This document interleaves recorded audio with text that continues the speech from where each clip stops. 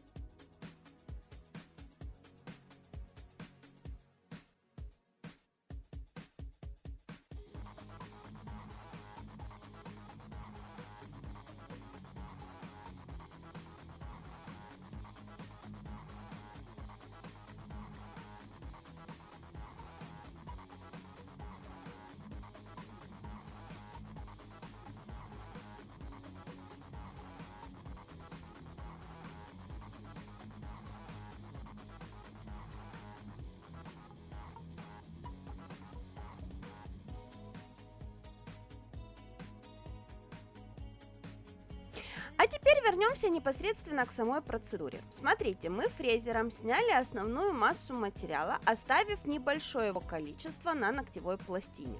Пилочкой я убираю, придаю форму свободному краю, убираю всю длину, потому что длина сейчас никакая не нужна.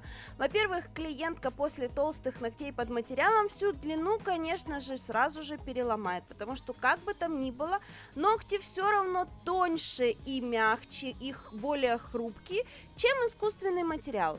Ну и в целом при снятии ногтей я никогда не снимаю материал в ноль по самый ноготь.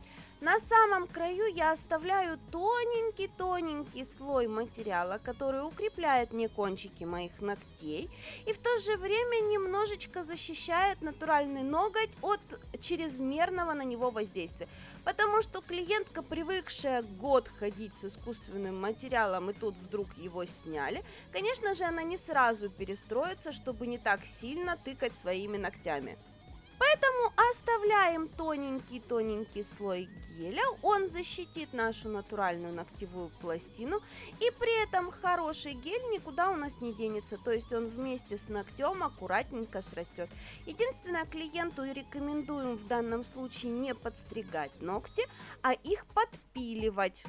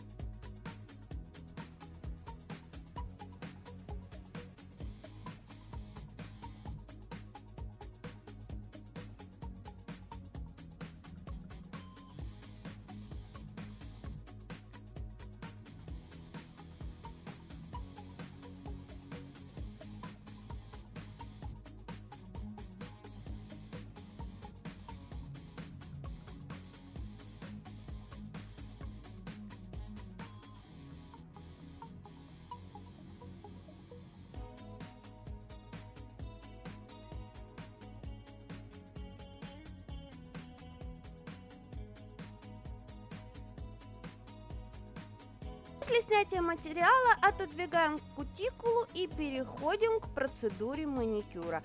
Напоминаю, что маникюр в данном случае это отдельная процедура и производится она вами по желанию.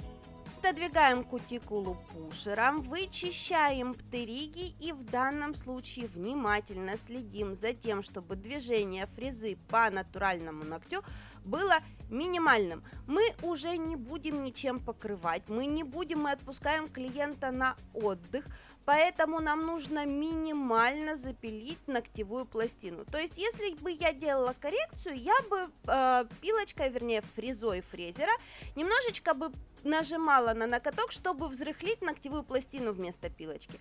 В данном случае я стараюсь работать только по коже, практически не нажимая на ноготь, чтобы его не травмировать.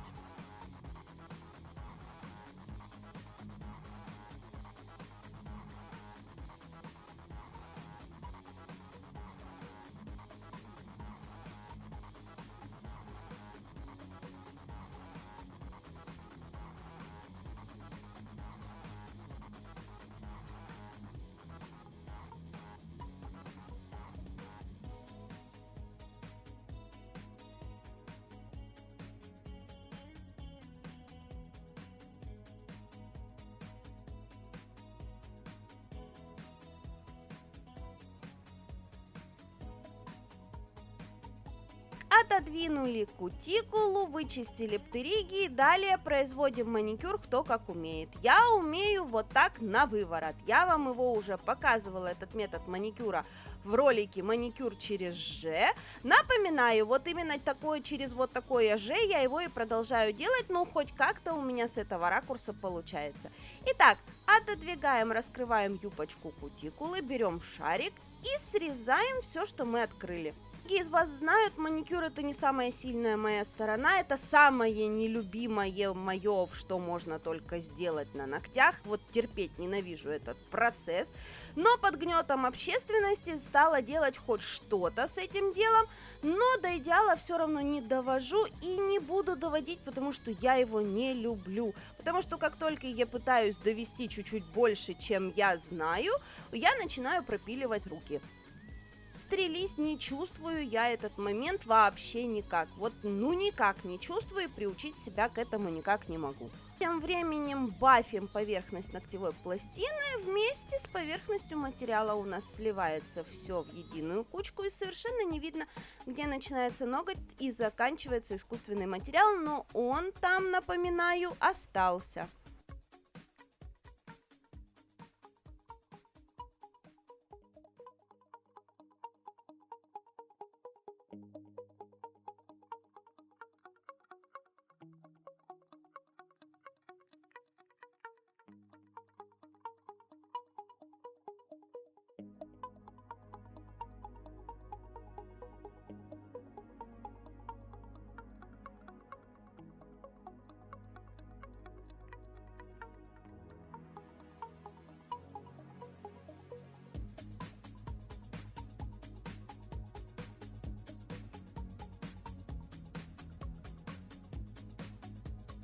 Такими ручками клиентка от нас уходит. Это наша любимая Лана, которая все-таки решила снять ногти для того, чтобы удобно ей было ходить в спортзал и качать железные штучки.